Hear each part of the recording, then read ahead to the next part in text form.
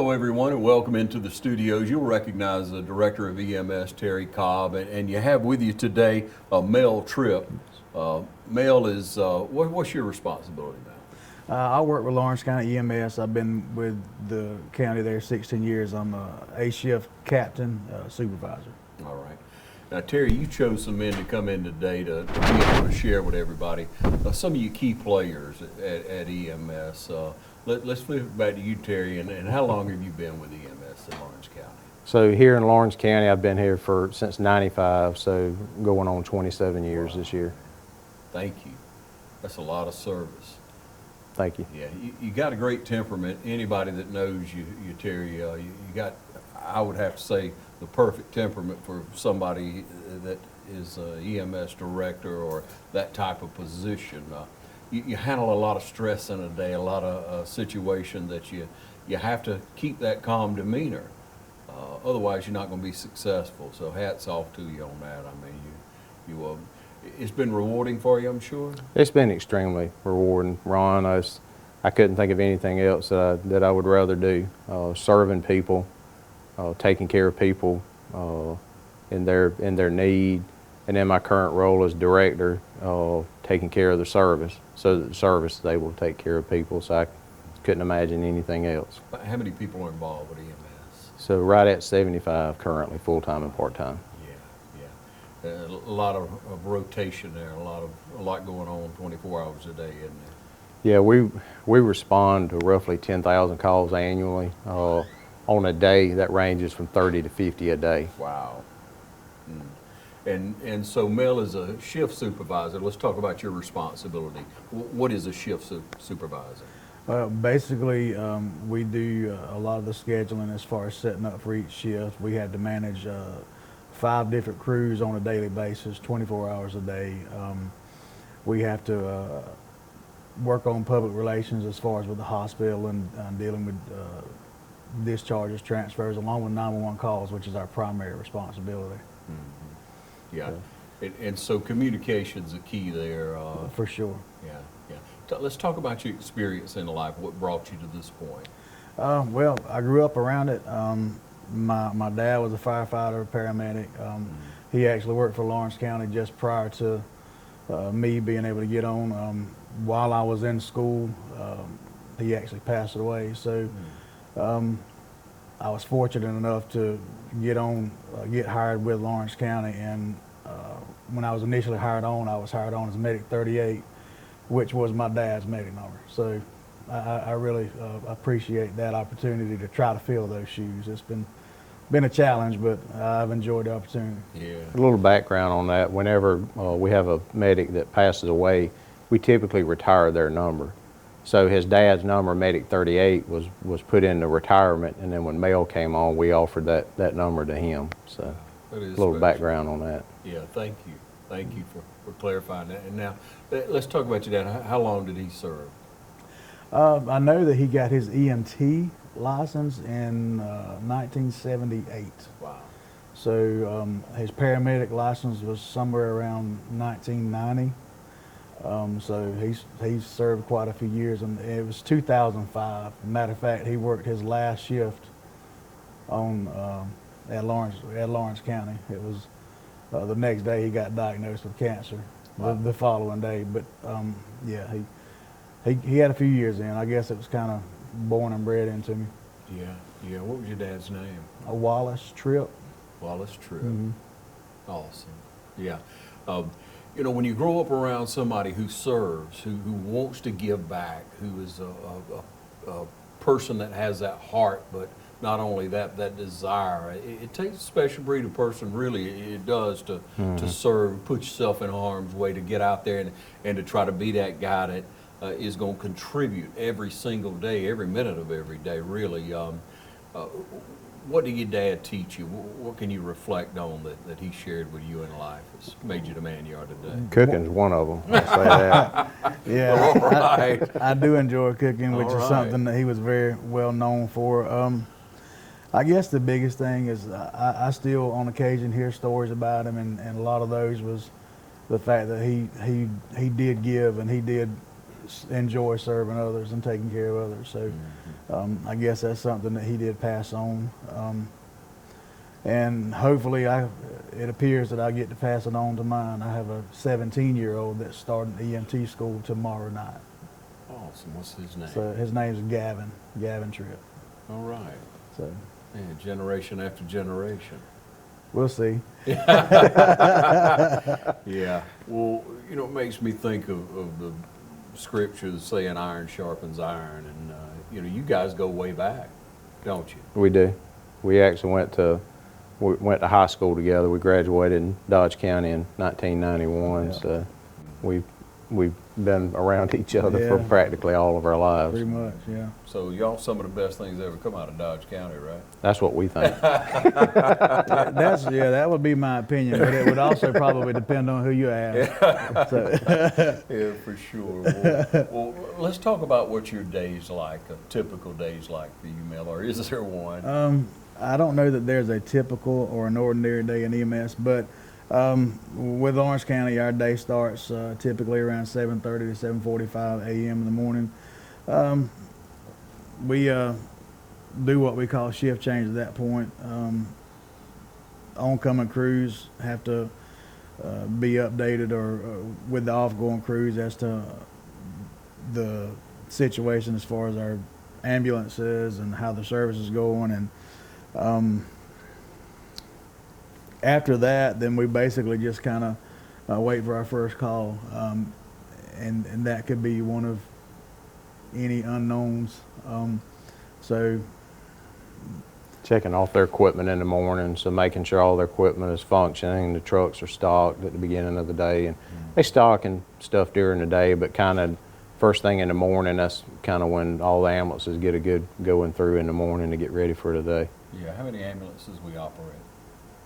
we do 5 on a daily basis, 5 ambulances 24 hours a day. We do have the capability of putting up to 12. That's right. We have 12 licensed vehicles, ambulances, but we staff 5 a day out of 3 stations. So we have a station on Claxton Dairy Road, our main office out by the sheriff's office, and then we have a station in East Dublin. Yeah. How's that been for y'all, having the different remote locations?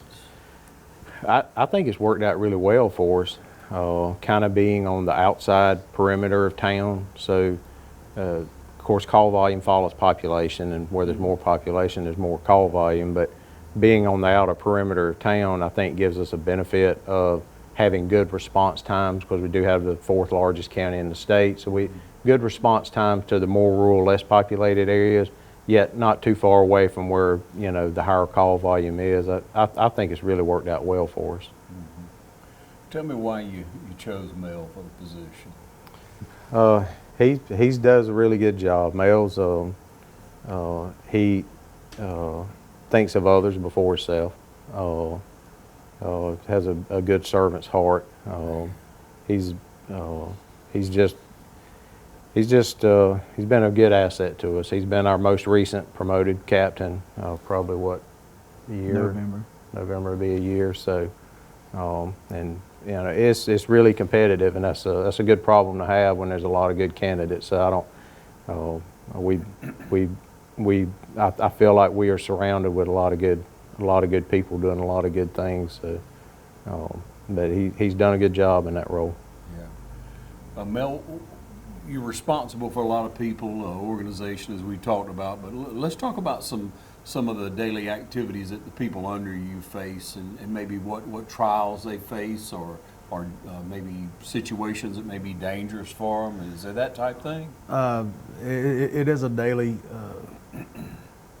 thing that we have to deal with. And the thing about the 911 service is you really don't know what you're going to have to deal with on a daily basis.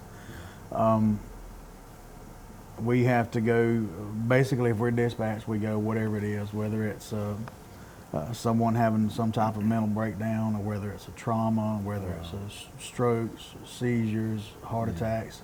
And our guys do a really, really good job at taking care of whatever's thrown at them. We do spend a significant time prior to even getting into EMS on our education, and then once we get into EMS, we are required to do continuing education as far as because the medical field's continually changing. So we have to constantly try to change with it, and that could be challenging at times, but I think we do pretty good at the service, and a lot of that has to do with the fact that Terry does stay on top of things, and he likes to try to stay ahead of the curve with some of the stuff like the technology and the equipment that's available. So we, as the people on the road, do appreciate that, and the fact that we do have some of the latest, and for lack of better words, the latest and the greatest technology, but it's really all here to benefit our customers, which is the public. So that it's a challenging but rewarding position. So let's talk just for a minute now how the pandemic first affected you all, and then how it's changed the way you operate today. To add a little bit what Mel was talking about, sometimes them as the shift supervisors, they're kind of the air traffic controllers, if you will, with all the ambulances and the transfers and stuff. So at times things just kind of flows normally and flows on its own, but at times they kind of have to go into air traffic controller mode and kind of prioritize and do some of that from time to time. The pandemic really was a combination of a lot of different things. In the early days of the pandemic, our call volume went down. I count that as a blessing because we had to, acquire new personal protective equipment, masks. We had to figure out how to clean the ambulances, because you don't want to transport somebody with COVID and then turn around and transport somebody right behind them that's having a heart attack and give them COVID. So the slowdown in the beginning gave us time to really, I think, understand what we needed to do, figure out what the best practices were, because the best practices for COVID weren't established. Those were established as we navigated our way through it.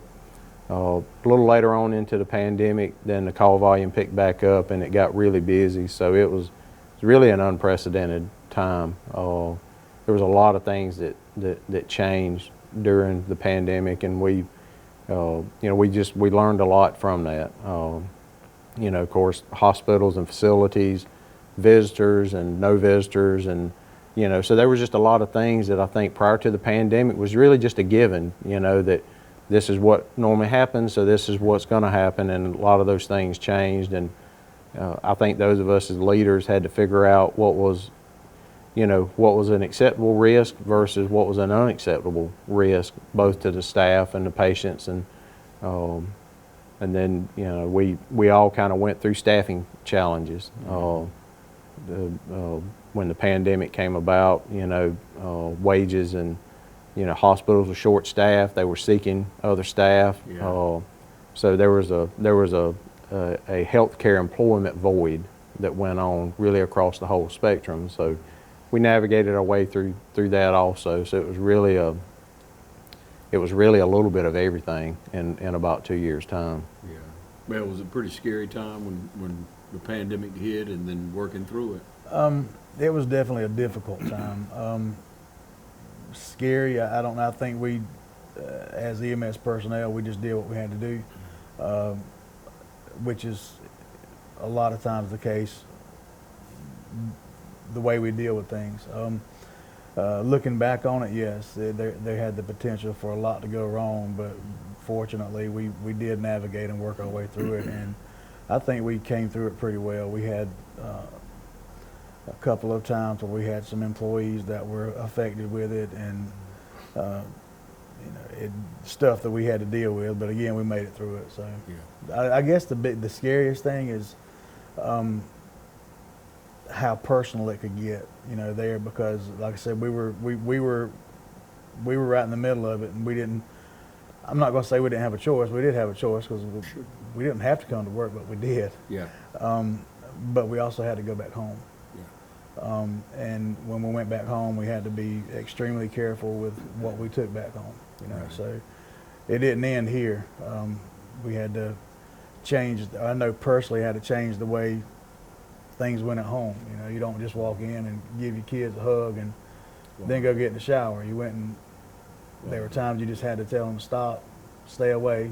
I got to shower. I got to make sure what I don't see is gone, you know, whatever. But Sure. it definitely changed things. Yeah. So, and the way we work. Yeah. So, Mel, you look at someone who is the perfect candidate, so to speak, to work with EMS, for a career in EMS, and it seems to me a career from what I see out of people. It's that person. You cut from that mold. How would you describe that, and how would one prepare for that in life? I don't know that you could look and see the perfect person.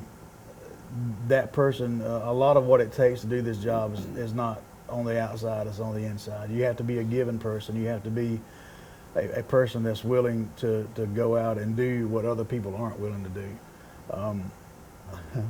I kind of laugh about it, and I tell people, when people say, hey, I couldn't do your job, I was like, well, you know, my wife's an elementary school teacher, and I promise you, I couldn't do her job. So there is a job for everyone. And if it's just kind of one of those jobs, if you do it, you love it, and you definitely, you know, have to have a passion for it, because not everybody has the ability or to handle what we do and what we see and on a day-to-day basis. So it's one of those things that you have to kind of get in it and get involved with it to figure out whether or not it's something truly deep down that you want to do, or you have the ability to do, not only physically but mentally as well. Yeah.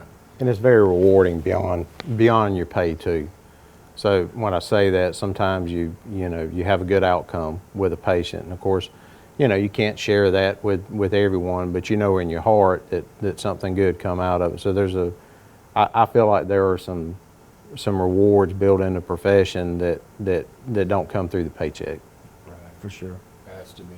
Hey, I want to spin it back now. I first called you, Terry, you know, thinking about 9/11 coming up, and want to do a show, and you know, we get to catch up and learn more about EMS and highlight the professionals that are serving us day in and day out, and then make things so seamless to be able to help our community. But Mel, I want to go back to that time period. If you would share with us, you know, on September 11th, you know, when our country was attacked.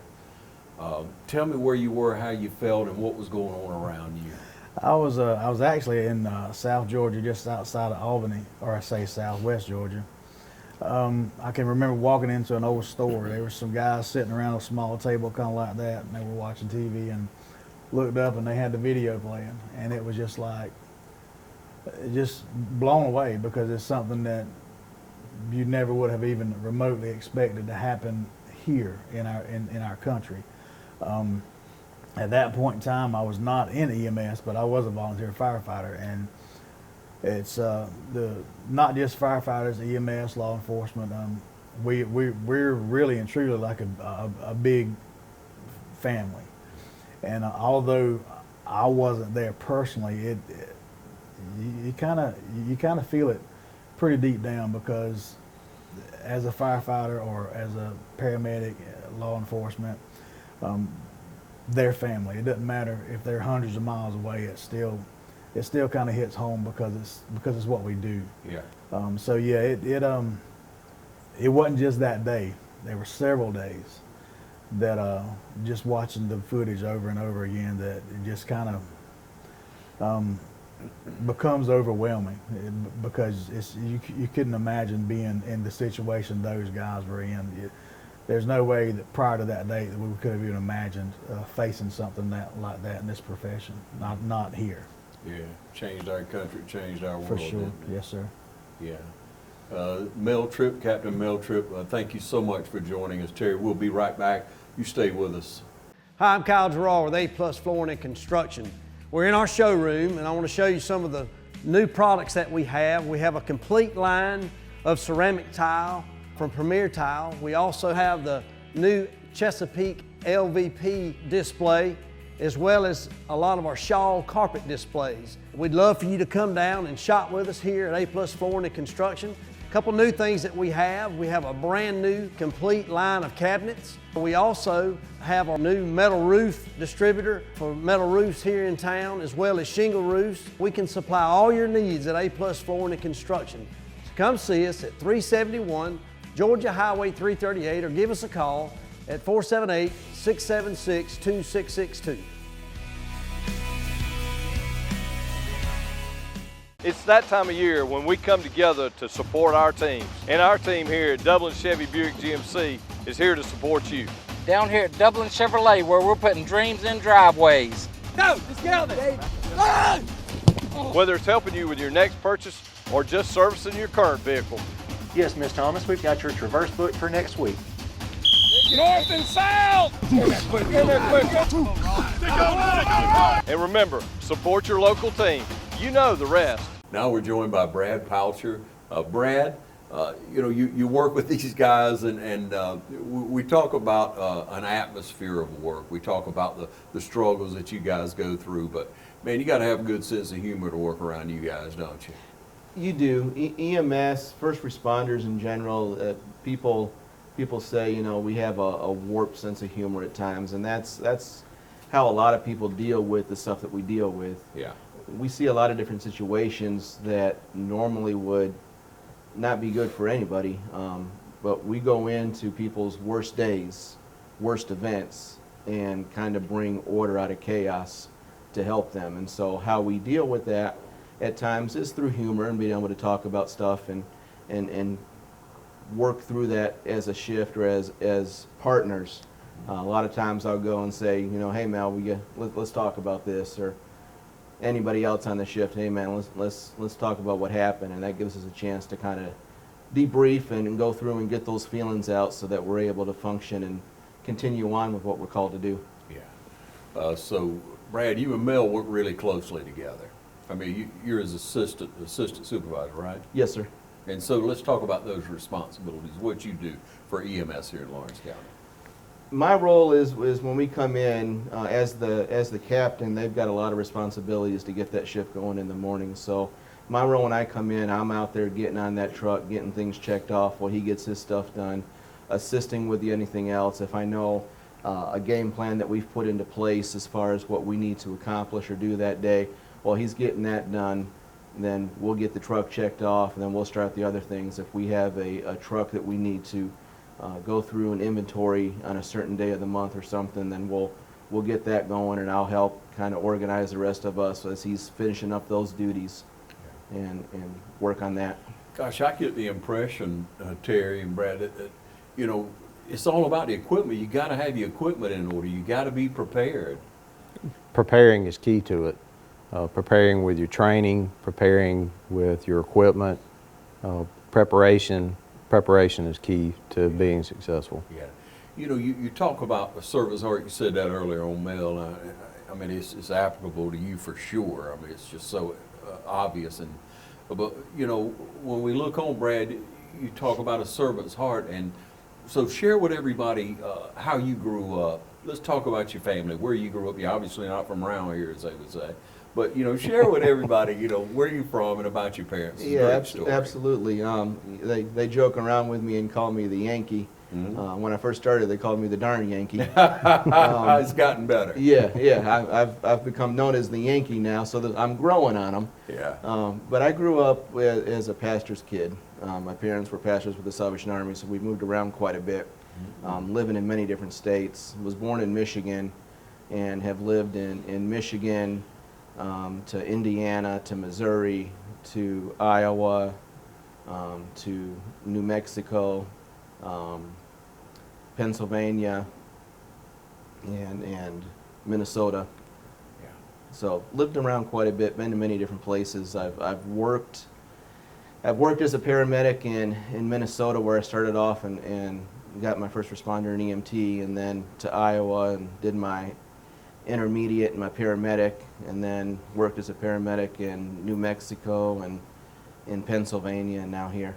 Yeah, not to get too deep, but how'd you grow up? Did you, with your parents, were you in one location? Did you go around and help in different situations, disasters? We moved around quite a bit. The average stay for officers with the Salvation Army, ministers with the Salvation Army, was about 5 years.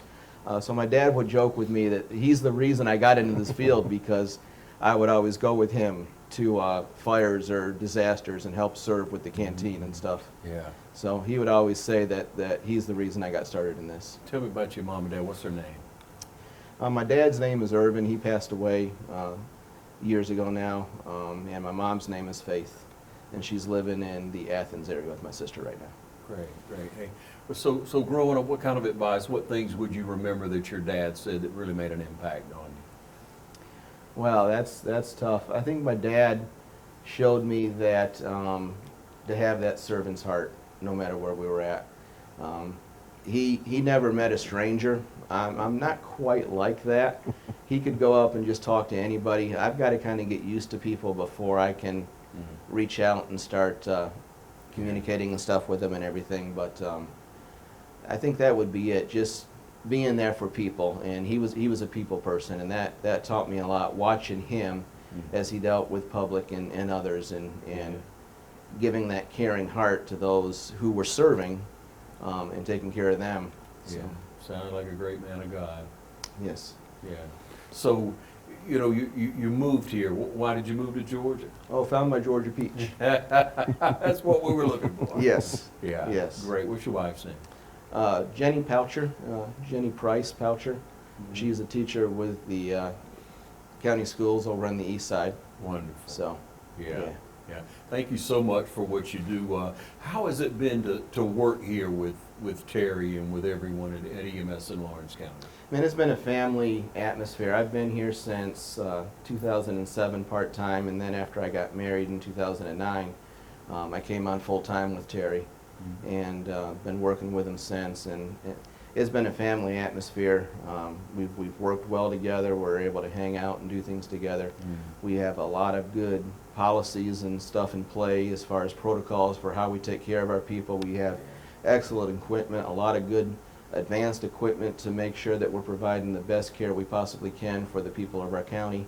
And I've really enjoyed being here. Yeah, I'd like to ask you, what type person do you see fits coming into EMS? What characteristics, what interior, exterior qualities would you look for in them?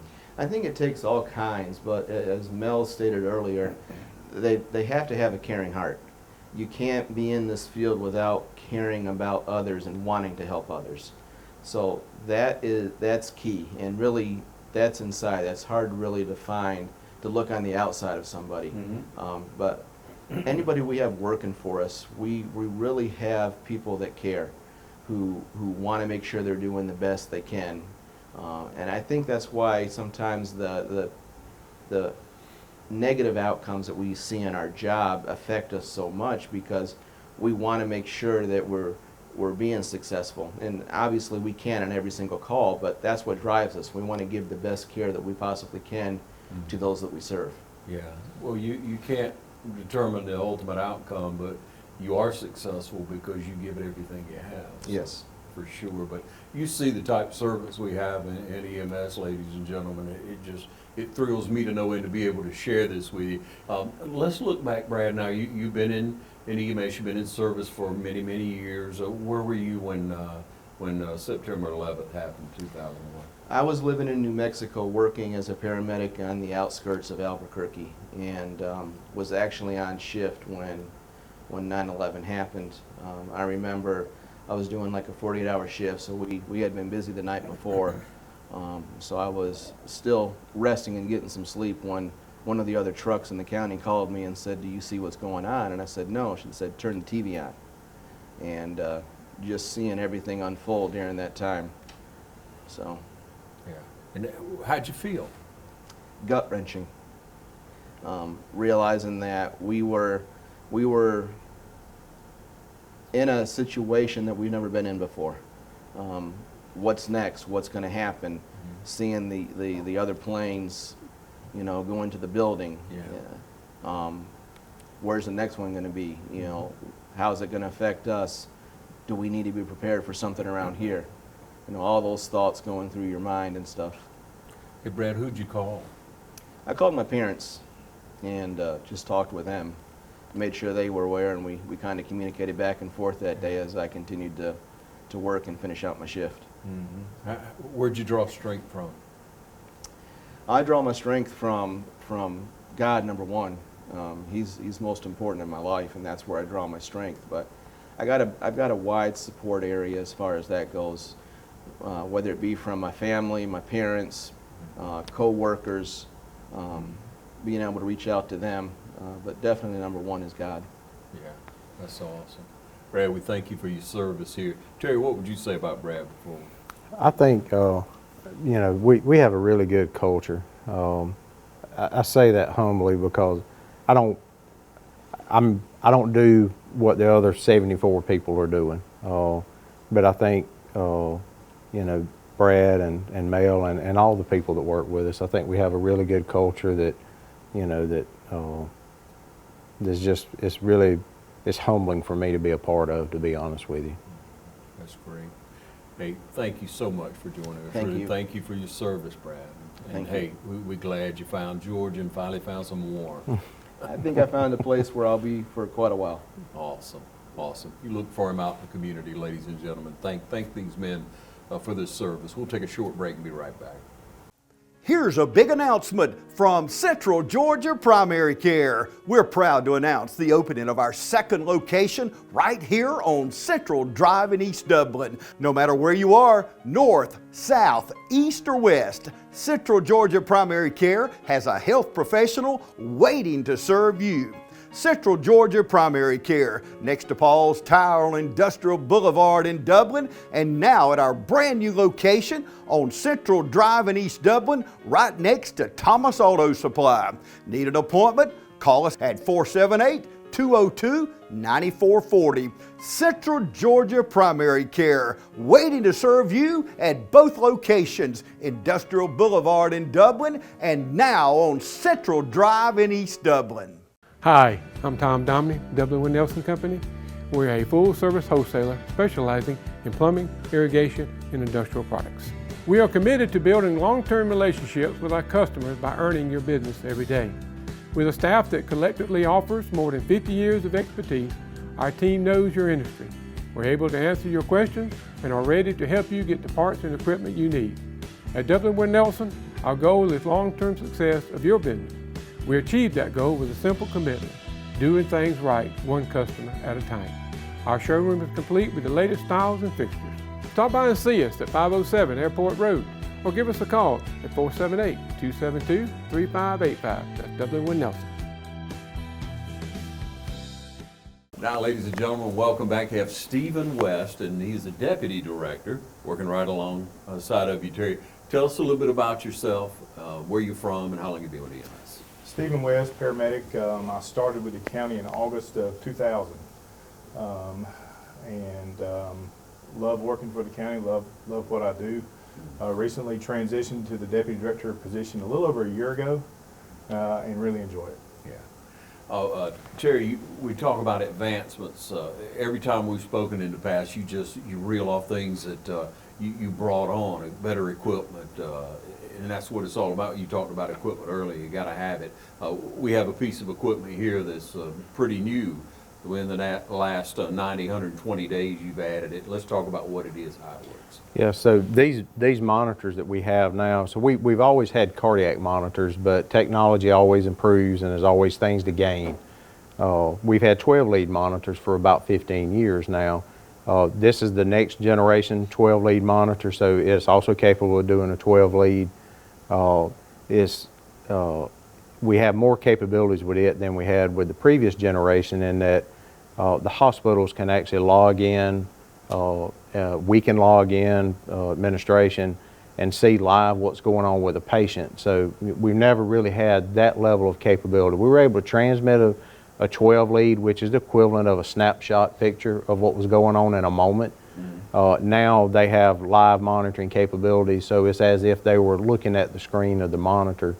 We've been really excited about this. We've got really good use out of our previous generation monitors, and we're really excited about these monitors that the commissioners have been generous enough to furnish for us. Awesome. Stephen, now what's the 12 lead monitor? What does that mean? Okay, so almost every patient that we encounter, we'll put them on our monitor, and we'll take a set of vital signs: blood pressure, heart rate, pulse, their pulse ox, the amount of oxygen in their blood. If they're having chest pain, shortness of breath, any complaint that could steer back to a cardiac issue, we'll take a 12-lead EKG, which Terry was explaining is basically a snapshot from multiple different angles of the heart and what's going on with the heart. If during that time we discover that the patient may be having a heart attack or an ST elevated MI, we have the ability to notify the hospital immediately that this has taken place, whether we are say in Cedar Grove in the most southern part of the county, or if we are in Buckeye, or we can notify the hospital that, hey, we have an emergent patient, this is going on, and they have the ability now, since we have these monitors, to take a live look at everything that's going on with our patient. And that allows them to make preparation at the hospital to receive the patient and have things lined up ahead of time to better care for the patient in this situation. And with heart attacks, time is of essence.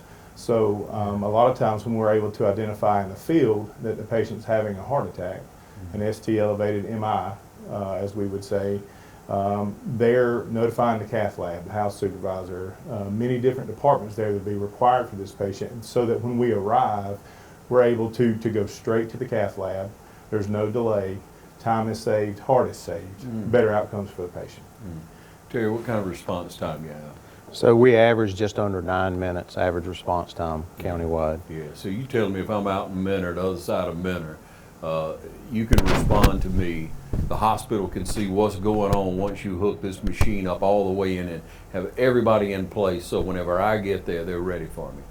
That's Absolutely. right. And one of the things I think you had mentioned earlier was, you know, something that we would like for the public to be aware of. And I think there are still times where people feel okay and they feel like, you know, they're having chest pain or they're having stroke-like symptoms and they drive themselves to the ER. While that's certainly not inappropriate, you know, by calling 911, you may have to wait a few minutes on the ambulance to get there, but in what we're doing in conjunction with Fairview Park, you will get the definitive care that you need sooner.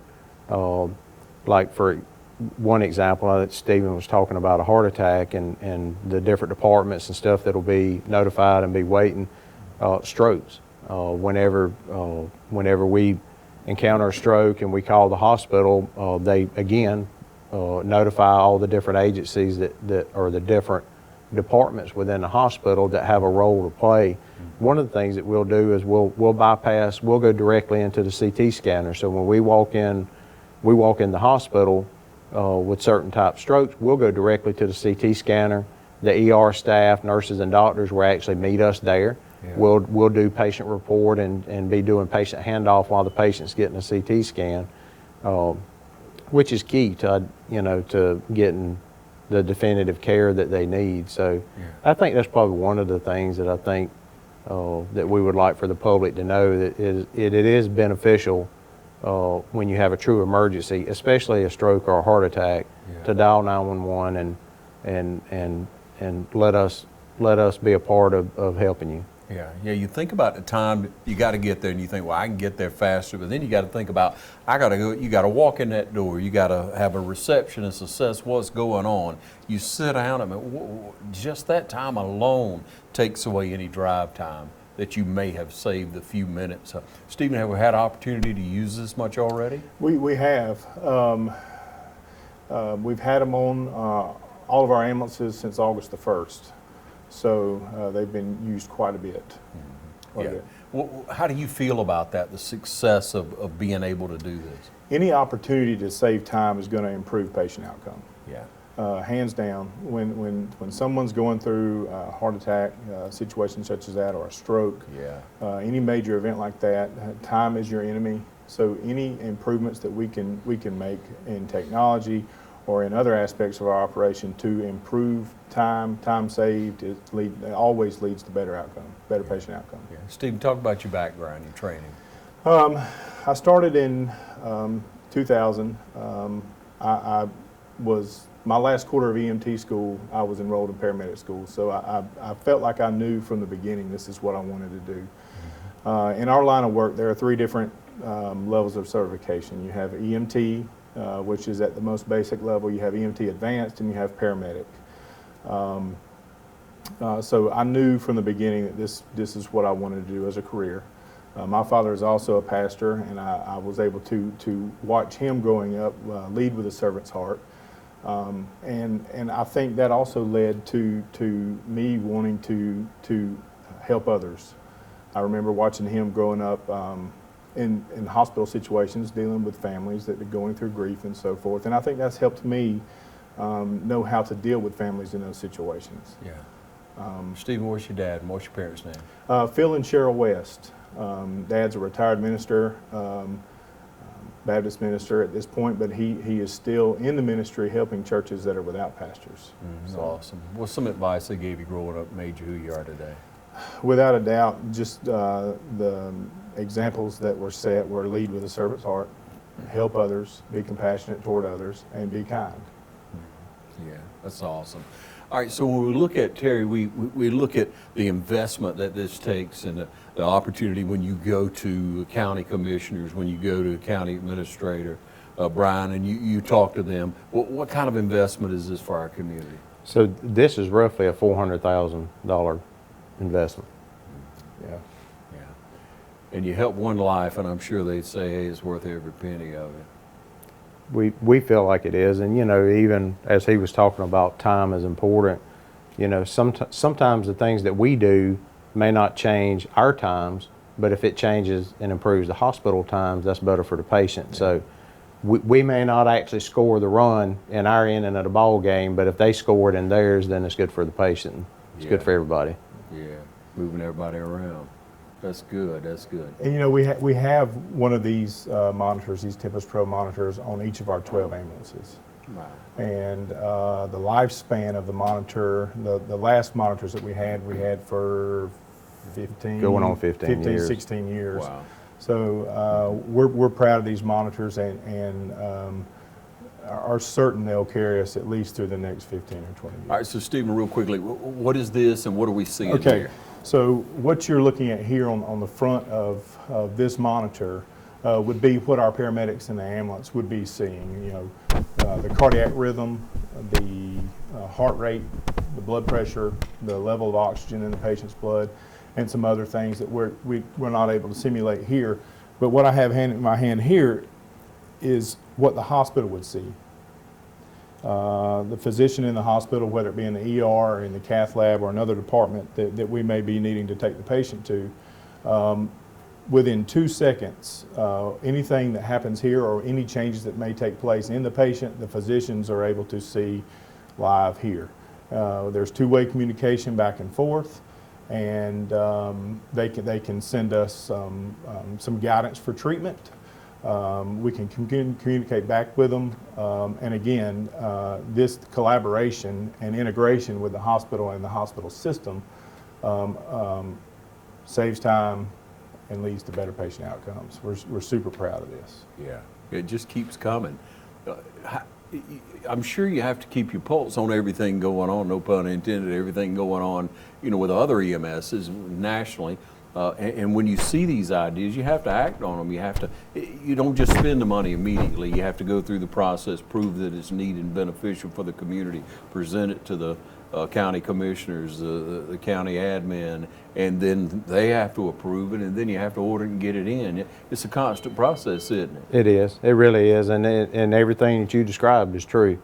Sometimes technology comes out, and sometimes we kind of watch to see, is it really beneficial, and if it is, then we start that process of researching, the technology and the possibilities.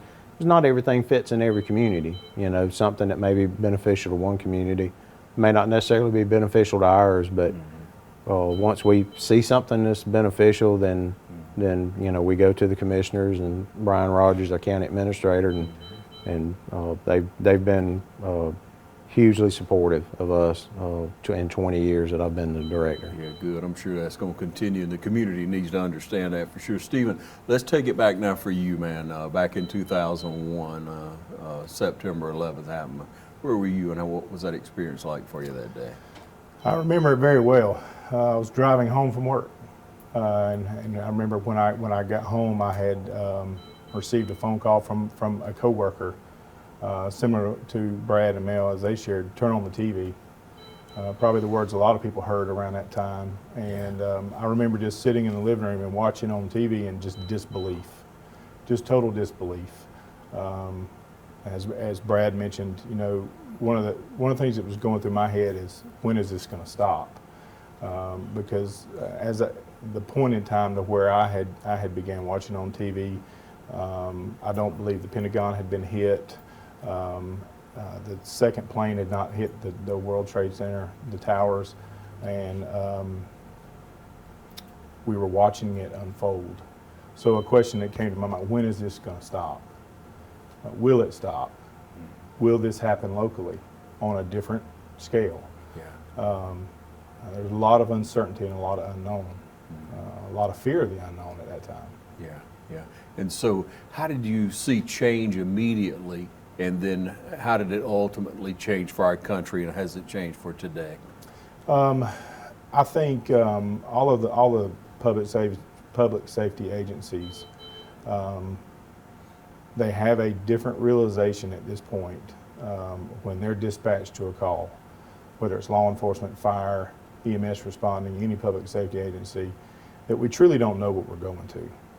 Our dispatchers here, they do a great job of gathering as much information as they can, but so many times we're sent to one thing only to find out that it's something different. So I think the realization that we truly don't know what we're going to is probably,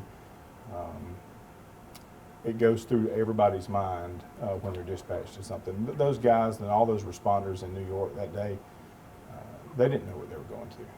They had no idea. And I think that's one of the things that we think about when we're sent somewhere now. Yeah. Thank you so much. Thank you for your service and what you do. And Terry, when you meet someone that's a prospective team member for you, because that's what it is, obviously, what's some of the first things you look at? What's the first impression that you say, hey, this might be all right?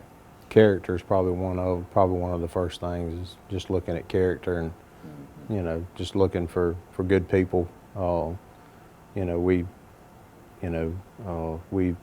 want our staff to be the kind of people that we want taking care of our family. So just looking for good character. What's some things you're going to need to see, you know, in the future as our society continues to change, as technology changes? What's some things you need from servants, from team members, from EMS workers coming up? I think, you know, I think our profession is always really, we're really a new profession. As most things go, EMS really, as we know it today, really began existence in the 70s. So as opposed to law enforcement and fire department, they've been around for a long time. We're considerably newer. And, you know, just keeping up with change. Healthcare changes drastically. You know, technology improves, healthcare improves, keeping up with the best practices in care, and you know, and keeping our staff up to speed, and you know, and then we're always looking for good staff. We're always looking for good people. So yeah. Terry, thanks again. Hey man, roll it back for us to 2001. Where were you and how did it go? So I had actually just got off work that morning. I was a shift captain at the time. I was on my way home and heard over the radio that something was going on in New York. And of course, when I got home, I turned on the news and started watching it unfold. And probably the thing that comes to me the most is what was unimaginable is now reality. So we never imagined that, you know, an attack on our soil, that, you know, scores of first responders would surrender their lives in the same moment on U.S. soil. Yeah. You know, really the unimaginable now is reality. And just a sense of, you know, purpose. You know, there's a purpose to what we all do. There's a purpose to what everyone does.